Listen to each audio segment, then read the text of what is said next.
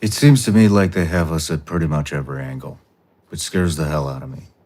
I mean, Remember Daryl Morley? I don't. He was the GM for a big basketball team. I want to say the Mavs. It'll come back to me. I'm getting a brain fog moment.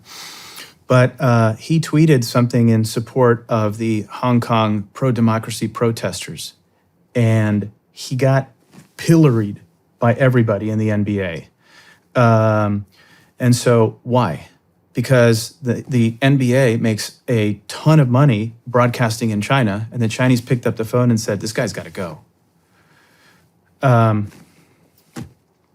There are only something like 40 American movies that are screened in China every year, and so Hollywood falls over itself to appease China to make sure that the movie can hit the Chinese censorship apparatus.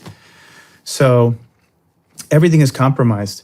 Universities make money when people pay full tuition. And you've got 300,000 Chinese kids in America largely paying full tuition. So the universities are like, I'm not going to talk about China. Think tanks. A think tank will be encouraged by China to write a puff piece or a neutral piece on a given topic, like what China's doing in Africa, okay? And China will say, hey, here's a few million bucks. There's more to come. We want to see what the outcome is. The think tank will write a piece, like a big Washington think tank, which will get picked up by the New York Times, which will get picked up by the Washington Post. And the next thing you know, China is a benevolent actor in Africa. Wait, how did that happen?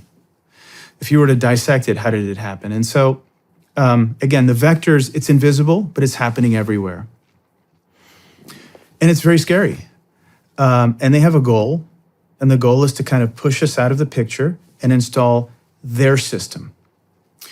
And their system is a state-driven economic model and centralized control and authoritarianism.